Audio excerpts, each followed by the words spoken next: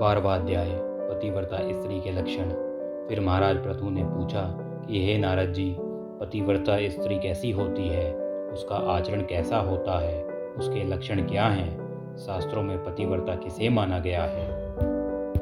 नारद जी ने कहा कि हे राजन सुनो, मैं पतिव्रता के शास्त्रों में वर्णित कुछ लक्षण कहता हूँ।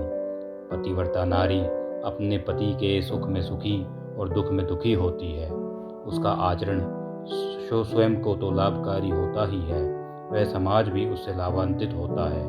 अपने श्रम और त्याग से वह अपने पति पक्ष को सदैव संतुष्ट रखती है तथा अपने पितृपक्ष के सम्मान को उच्चता प्रदान करने वाले कार्यों में पितृपक्ष का सहयोग करती है। उसे अपने व्यक्तिगत सुखों के अपेक्षा पति के सुख अधिक प्रिय होते हैं। वह हर ओर से अपने पति का सम्मान और संपत्ति की वृद्धि करती है। जलंधर का देवताओं से युद्ध। नारद जी ने पतिव्रता के लक्षण बताकर कहा कि अब आगे की कथा सुनो। जलंधर के दैत्यराज बनने पर क्या हुआ। देवता के डर से जो दैत्य पाताल आदि लोक में जाकर छिप गए थे, वह जलंधर के दैत्य अधिपति के सिंहासन पर बैठते ही फिर से पृथ्वी पर आकर विचरण करने लगे।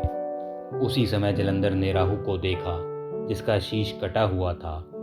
उसने दैत्य गुरु शुक्राचार्य से उसके कटे शीश होने का कारण पूछा।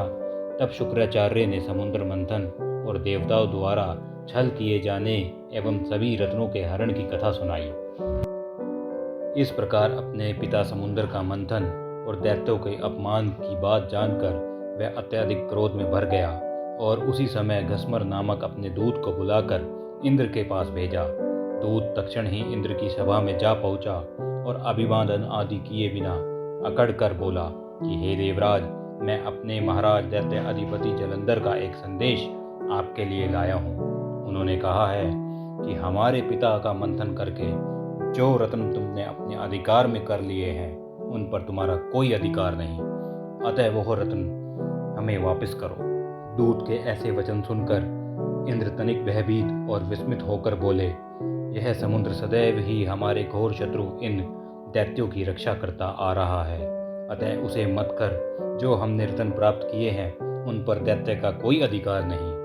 दूत ने जाकर यह समाचार जलंधर को दिया तो वह क्रोध से और अधिक भड़क उठा और देवताओं को जीतकर वो रत्न प्राप्त करने की सोचने लगा। उसने सभी दिशाओं तथा पाताल आदि में अपने दूत भेजकर सभी दैत्यों को बुलवा लिया।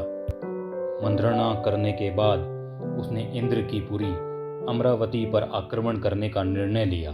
अतः शुंभ निशुंभ को अपना सेनापति बनाकर स्वर्ग के नंदवन में स्थित अमरापुरी को घेर लिया। यह समाचार पाकर देवता भी युद्ध के लिए बाहर आ गए। तत्पश्चात अनेक प्रकार के अस्त्र शस्त्र से देवताओं और दैत्यों में युद्ध होने लगा। दोनों पक्ष एक दूसरे को मारकर गिनाने लगे। चारों ओर रक्त बहने लगा। मरकर गिरे हुए अश्वों एवं गजों से रण क्षेत्र पट गया। एक ओर युद्ध में मारे गए दैत्यों को शुक्राचार्य अपनी संजीवनी विद्या से जीवित कर रहे थे। दूसरी ओर बृहस्पति जी द्रोणाचल पर्वत की दिव्य औषधियों द्वारा देवताओं को जीवित कर रहे थे। उधर जब दैत्यराज जलंधर को देवगुरु बृहस्पति द्वारा देवताओं को पुनर्जीवी करने का समाचार मिला, तो उसने अपने अनुचरों को आदेश दिया कि द्रोणाचल पर्वत को उठाकर समुद्र में फेंक दे। उसके अनुचरों ने ऐसा ही किया। जब बृहस्पति देव औषधि लेने गए तो द्रोणाचल को वहां ना देखकर वो घबरा गए। उन्होंने तुरंत ही देवताओं को सावधान किया कि हे देवताओं, शीघ्र ही यहाँ से भागो। यह दैत्य भगवान शिव के अंश से उत्पन्न हुआ है, इसलिए यह तुमसे नहीं मरेगा। देवगुरु बृहस्पति की इस घोषणा से देवताओं में भय व्याप्त हो गया और वह युद्ध स्थल से भाग खड़े हुए। देवताओं को भागता देख दैत्यराज जलंधर और उसके सेनापति जीत के नगाड़े बजाते हुए अमरावती में प्रवेश कर गए। उधर सभी देवता भय से सुमेरु पर्वत की कंदराओं में जा छुपे। जलंधर को जब उनके वहां छिपे होने का पता चला, तो वह अमरावती का कार्यभार शुंभ निशुंभ को सौंपकर वहां देवताओं का पीछा करने के लिए सुमेरु पर्वत की ओर चल दिया।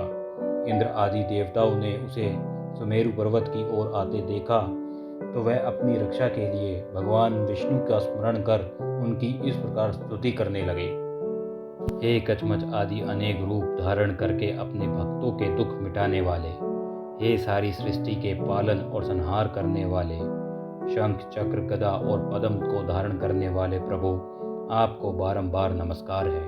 हे लक्ष्मी रमणा, हे दैत्यों का नाश करने वाले, हे पीतांबरधारी, हे शरणागतों के रक्षक, आपको नतमस्तक नमस्कार है। जलंधर नामक दैत्य के संताप से पीड़ित हम देवताओं के समस्त संतापों को हरने वाले तथा सूर्य चंद्र नेत्र वाले आपको नमस्कार है। हे राजन, कोई मनुष्य भगवान की इस संकट नाशक स्तुति को पढ़ता है, उसके समस्त संकट भगवान स्वयं दूर करते हैं। सो हे राजा प्रतु, देवताओं की स्तुति सुनकर और उनके महान दुखों को देखकर श्री हरि शीघ्रता से उठे और गरुड़ पर सवार होकर चलने को उद्गत हुए। तब श्री लक्ष्मी जी बोली कि हे भगवान, मैं आपकी परम प्रिया हूँ, तब भी क्या आप मेरे भाई का वध करेंगे? तब श्री नारायण भगवान बोले कि भगवान शंकर से उत्पन्न होने और ब्रह्मा जी के वचनों के कारण हम तुम्हारे भाई को कदापि नहीं मारेंगे। हम वचन देते हैं, किंतु देवताओं की रक्षा करना भी हमारा परम कर्तव्य है। ऐसा कहकर भगवान विष्णु आयुधों से युक्त होकर देवताओं की रक्षा के लिए गरुड़ पर सवार होकर चल दिए। जलंधर और विष्णु में युद्ध व संधि। उनके समेरु पर्वत क्षेत्र में पहुंचने पर बहुत से दैत्य तो गरुड़ के पंखों के वेग से ही मारे गए। यह देखकर दैत्यराज जलंधर क्रोध में भर गया और युद्ध के लिए भगवान विष्णु के सम्मुख आया। देखते ही देखते दोनों में घोर संग्राम होने लगा। आकाश बाणों से ढक गया। तब भगवान विष्णु ने अपने बाणों से जलंधर के रथ के छत्र ध्वजा काट डाले। घोड़े बाणों से घायल होकर मारे गए और भगवान ने अपने बाणों से उसके धनुष के टुकड़े टुकड़े कर दिए। जलंधर ने भी गरुड़ के मस्तक पर गदा से प्रहार किया, जिससे गरुड़ को मूर्छा आ गई।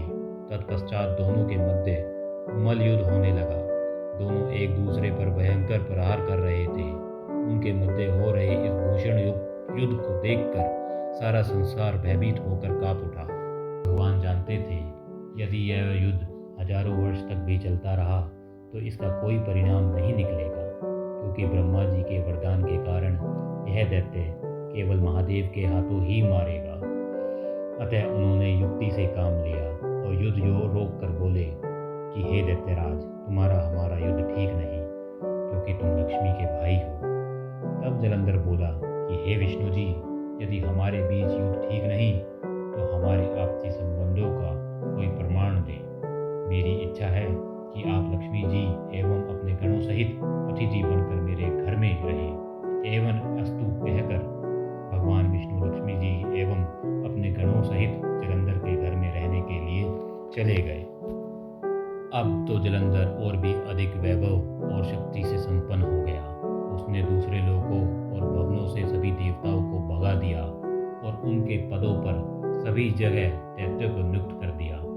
देवता, यक्ष, किन्नर और गंधर्वों की सभी संपत्तियां अपने अधिकार में ले ली और उन्होंने अपनी प्रजा बनाकर जलंधर निष्कंटक शासन करने लगा। नारद जी का जलंधर के पास जाना। हे राजन, उस समय भगवान के दर्शन करने और दैत्यराज जलंधर की राज शोभा देखने हम स्वयं भी उसकी राजधानी गए थे।